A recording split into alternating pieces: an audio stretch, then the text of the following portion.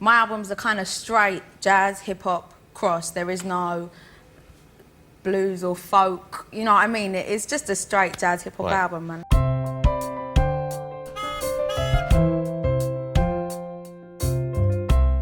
Hello everyone, welcome to Motor Road BB. My name is Alan, and today we've got the final resting place of Amy Winehouse. It's going to be a sad one. It's a bit of a tragic story, but she was a beautiful soul, a very pure person, lacking in ego considering all the fame she had. But yeah, I'm at Edgewarebury Cemetery near London. Let's go find her final resting place. I've broken into the film because I didn't want to put this at the end. I wanted to show you the house where Amy was found dead that day, and it's behind me. It's 30 Camden Square. There we go. That's the property. I remember seeing it, all the scenes when the police were there. You can see it's there. Lovely house actually. And even all these years later, look, fans are still remembering her on this tree.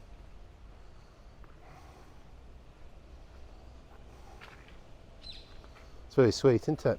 Yeah. Poor Amy.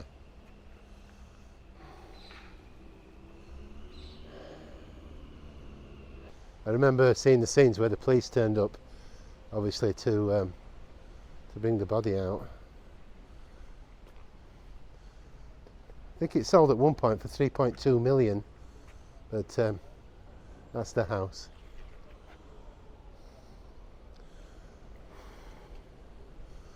So I'm going to head down to the final resting place now, and then we'll hear some of the story.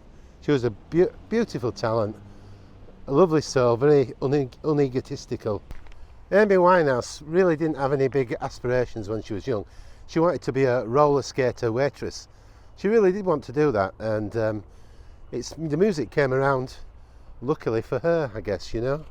It all really started out because she wanted to get into a club called Jazz After Dark, and there was a guy there called Sam Shaker. It's a good name, that, isn't it? I think it was his real name. Sounds like a club owner, doesn't it? Anyway, Sam told her that it was £3 to enter, and she said, I haven't got any money. So he said, come down. She went down. There was a singer there. She was listening to the music, and then suddenly she got the opportunity to sing. She got up and sang, and she was better than the professional singer. And Sam went, wow, you know, bing bong. Suddenly, you know, we've got a new, he should be paying her, shouldn't he? And that was the beginning of a singing career. And Taylor James thought she's good enough to be a professional singer, so put forward a single to the record producers, a demo, and they thought yes, and that was it. It was a quick rise to fame. Within no time she's got a record deal, a 6-figure sum, and she's got her own flat in Camden. It all changed very quickly for her. She's such a talent, that's why. By the time she was 20, she released her first LP, which was called Frankie. She's now on a 6-figure sum. She's bought her own flat in Camden. And yeah, things are really moving for Amy Winehouse. The record was named after Frank Sinatra because her father loved Frank Sinatra when she was a kid. Constantly sang it, and she'd sort of accompany him and come in and sing some of the words. So she grew up loving Frank Sinatra, hence the title name, of course. Amy liked to frequent the pubs around Camden, and that's where she ran into Blake, who became her boyfriend. And this relationship caused quite a lot of problems. Basically, if it hadn't been for Blake, they'd never been back to black. But we'll get to that in a minute, you know. He was on drugs and he drank. And he regretted that he actually got Amy into the drug scene, and that's what really succumbed to a problem. But the main problem was that after they'd been together for a short while, Blake suddenly decided that he wanted to leave Amy, and she was absolutely distressed. She was very much in love with him, and it just blew her. She didn't get over it for 2 years, and that was the catalyst that caused her to make Back to Black, because all the songs on that album are all about Blake basically, and the love she felt for him. Yeah, I mean, okay, it produced a fantastic, you know, record that everybody knows now, but really, it wasn't a good thing for her in her own personal life. She was very much in love with him. After the 2 years, suddenly Blake came back into her life. Nobody really knows why. Some suggested that it was Amy's mother that was texting Blake.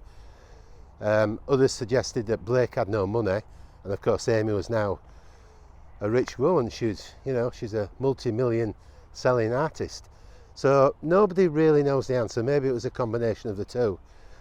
But Blake came back into her life and it all started again. Yeah, it really did. They were back together, but unfortunately this relationship had its problems, and 6 months down the line, it's all finished again. Back to where we were, back to black, basically. So it wasn't, you couldn't doubt that there was they were besotted by each other, but there was something there that, caused the real problem, wasn't it? I mean, Blake himself said the drugs were terrible. The pain that they were in if they didn't get them, it destroyed their life, really. It's very sad. It's very, very sad, isn't it, when you think about it? Two extremely young people in their 20s. Her with a wonderful career, multi-million selling artist, money in the bank, the whole world in front of them, and the whole life in front of them, and they're going through pain because of drugs. Don't beg a belief, really. It really don't. And on the LP Frankie, she had the track called Stronger Than Me, which won an Ivor Novello Award. The best contemporary songwriter, composer and authoress. Yeah, it's a great track. Really was. There's a lot of space in this place. Look, that's good. Sometimes you feel like you're very condensed in. They had been back together about 6 months, and suddenly Blake did a stupid thing. He attacked a pub owner. The pub owner took him to court. Blake tried to bribe one of the witnesses, and suddenly he's facing a 27-month sentence. Wow. It's not going to do the relationship any good, is it? Anyway, he goes to prison. Amy Winehouse suddenly decides she's going to try and dry out and goes to an island, and she has a great time. She's horse riding, swimming. She was swimming one day, and a young girl got caught in the sea, banged her head on the rock, and Amy Winehouse went over to her, revived her, and saved her life, because the young girl would have been swept out to sea and drowned. So she had a heart of gold, did this lady. So while she's on the island in rehab, she forms a relationship with an actor, and it gets back to Blake, who later, when he's released from prison, suddenly decides he wants a divorce. So we're back in the old cycle again, aren't we? I think in actual fact it was said that Amy Winehouse realised at this point that the relationship was toxic, and decided it was the best thing to do as well, It wouldn't be long though, only a few months later she was found dead. So, her life was at a point when it could have been so fantastic, and when it all goes wrong. She wouldn't really realise that was going to happen. I think it was an accident that she died due to the drugs and alcohol. Amy won 5 Grammys in her life, Best Artist, Best Singer, Best Single, all that kind of thing. She was wonderfully accomplished, but if you've not seen it, you want to see the clip where she gets the Grammy and Tony Bennett's going to hand it to her. She's absolutely blown out.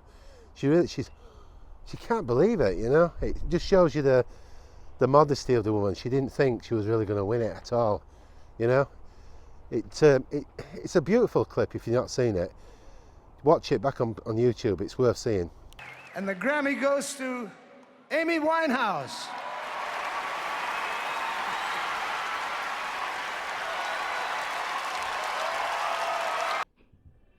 Amy Jane Winehouse was born on the 14th of September 1983 at Chase Farm Hospital in Gordon Hill, Enfield, to Jewish parents. Her father, Michael, Mitch to most people, Winehouse, was a window panel installer and taxi driver. Her mother, Janice Winehouse, she had an older brother, Alex, born in 1979. The family lived in London's Southgate area, where she entered the Oskidge Primary School and then the secondary at Ashmole School. Amy attended a Jewish Sunday school while she was a child. During an interview following the rise to fame, she expressed her dismissal towards the school by saying that she used to beg her father to permit her not to go and that she learned nothing about being Jewish by going anywhere. In the same interview, Amy said she only went to the synagogue once a year on Yom Kippur, out of respect. Amy's debut album, Frankie, was released in 2003. Frankie was a critical success in the UK and was nominated for the Mercury Prize. The song, Stronger Than Me, won her the Ivor Novello Award.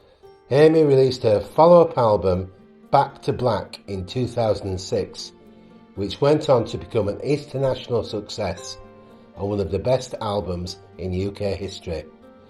At the 2007 Brit Awards, it was nominated for British Album of the Year, and she received the award for British Female Solo Artist.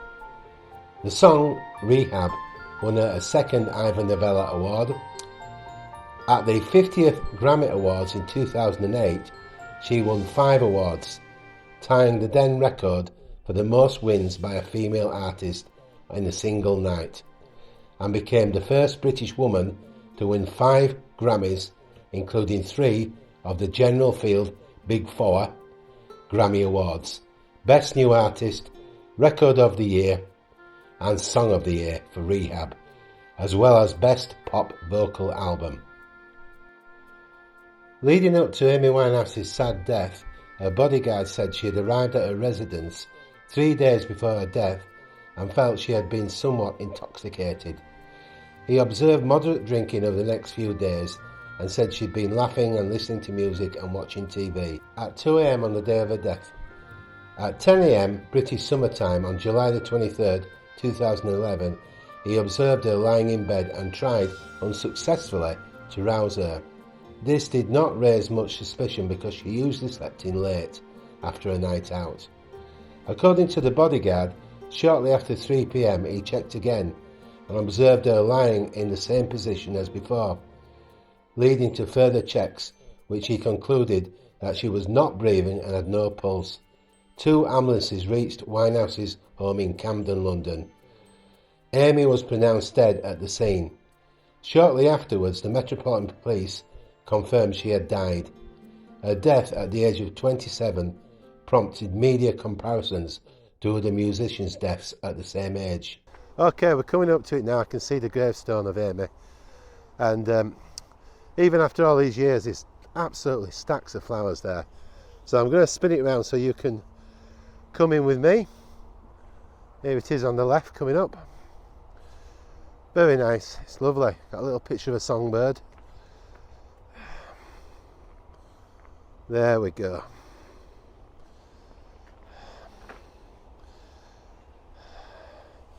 Amy, you were a fantastic singer. It's a shame you had to go through all that anguish to write Back to Black.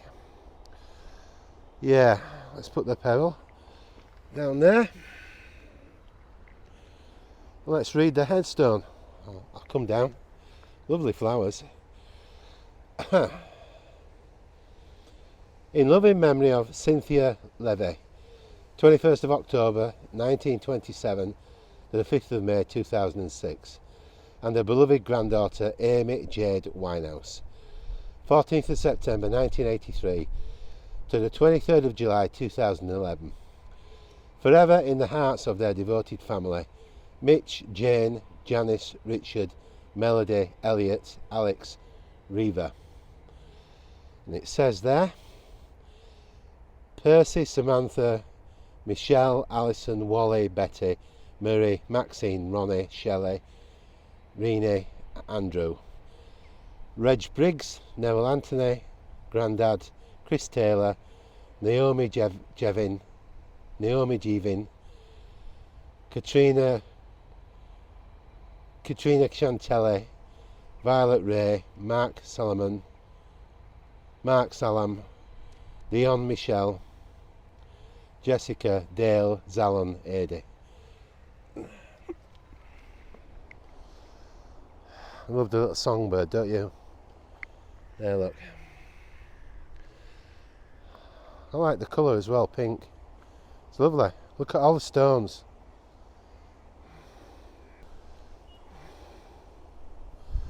There we are, the final resting place of Amy Winehouse. Thank you, Amy.